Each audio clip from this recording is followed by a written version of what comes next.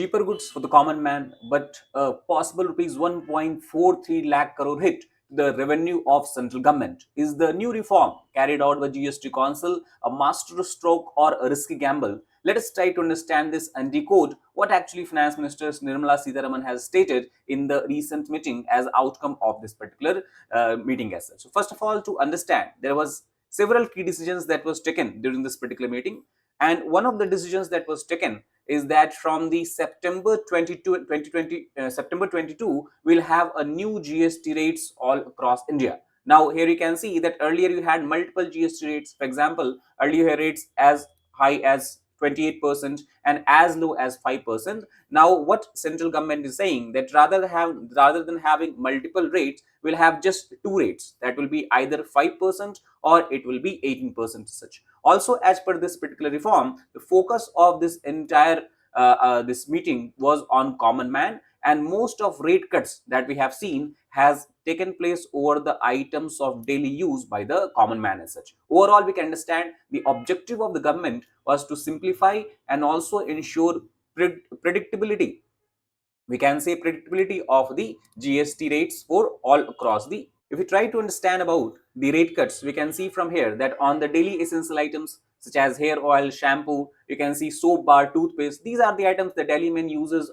Man uses on a daily basis, and that is why the rate cut has been significant here. From 18%, you have the reduction to just 5%. Similarly, on the healthcare item, that is where most of the time demands were coming up that there should be drastic reduction in the rate cut. There also we have seen that most important, if we try to understand here, on the individual health and life insurance policies, the rate has reduced from 18% to nil. That means there is no rate GST you have to pay on this kind of insurance policies. Similarly, talk about on the education, we have seen nil rate. For example, on the exercise book, notebooks, map and all that, we have reduction in GST rate from 12% to nil. Agriculture also have seen a massive slash of rate cuts from 12% to 5%. Similarly, for the automobiles as well as electronic appliances. Now we try to understand this entire GST rate. Now you see are either lower at the level of 5% or it is at higher level of 18% as such. However, there is one problem, and the problem is that as far as the tobacco and cess is concerned, on this government has stated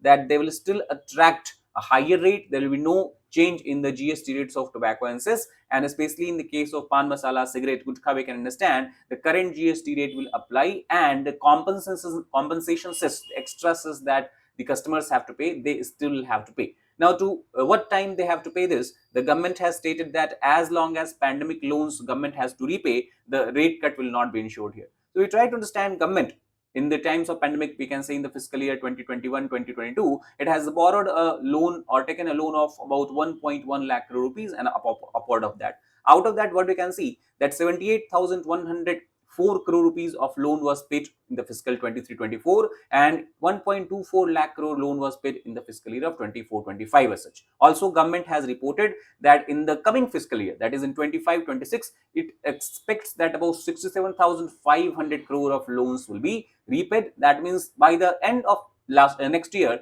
government expects full repayment of the loan it has taken to compensate the state during the pandemic time of COVID as such.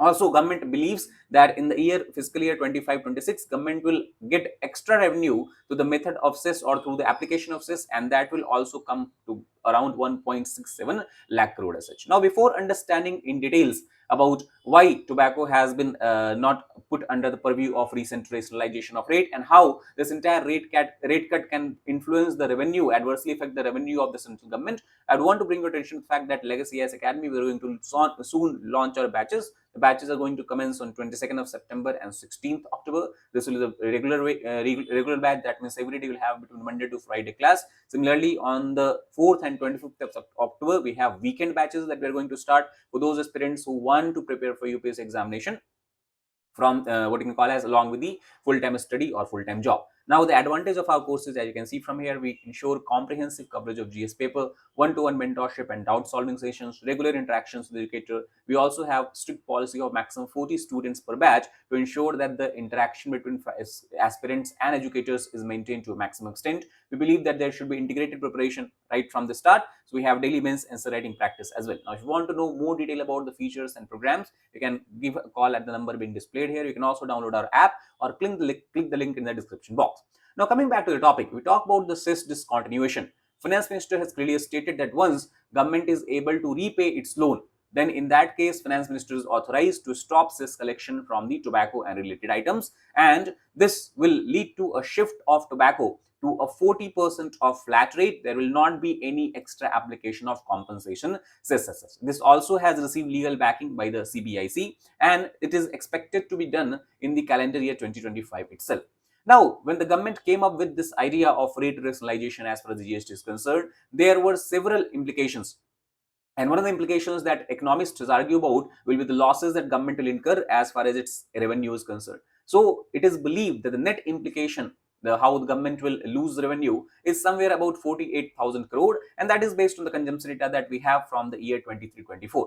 Now, at the same time, Finance Ministry officials have stated that the correct term for using this in this context is not revenue losses, rather we should say revenue implications or fiscal implications. And the reason is because once rate rationalization is done from September 22nd, there is a possibility of greater extent or greater degree of compliance. There is a possibility of buoyancy because more people will buy greater what you can say number of items, and because of the rate cuts, and that will also change the consumer behavior. So consumer will now be spending more, and if consumer is spending more than earlier, then the rate cut rationalization, the impact it will have on revenue, to some extent it can be compensated. And not only that, in the long term, they also have assured that it will ensure sustainability for both central government as well as the state government. Now, as far as the economic concerns are there, they have stated that it's not only the government is going to lose 48,000 crore, but overall government will lose almost 0.4% of GDP, and that stands somewhere at about 1.43 lakh crore. Now, obviously, this entire fiscal strain, fiscal burden, we can say that government will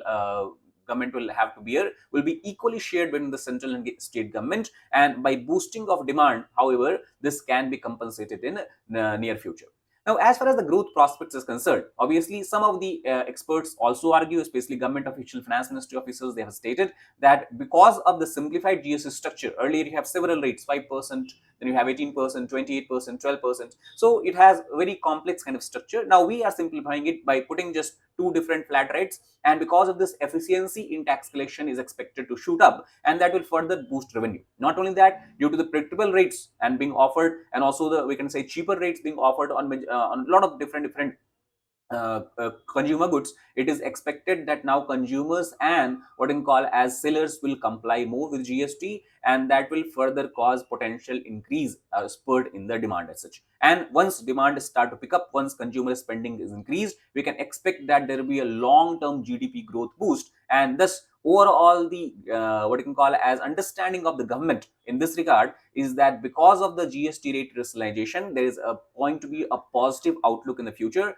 as far as the macroeconomic of India is concerned. Now, obviously, we have to ensure that even after the rate cut is implemented, we have to look at the revenue and the impact post implementation, because officials also are saying that we cannot say and predict it in advance. We have to look at the data from next 2, 3, 4 months, how this everything is changing. Based on that, we can come up with a number at what extent we will incur revenue losses, and by what time, in how many years, we will be able to recompensate them and further boost the revenue and shore up the revenue. Now, also we have to ensure that there is a balanced fiscal sustainability and economic growth. There has to be a perfect and delicate balance maintained between them. We also have to assess GDP data after a few months, and then we will be having a proper understanding. Now, obviously, if you try to understand the overall outcome of this GST Council meeting, in simplest term, we can say it was focused on common man. It was to ease the burden of common man, especially in the area of health, education, and daily consumer spendings, where instead of where even after paying direct taxes,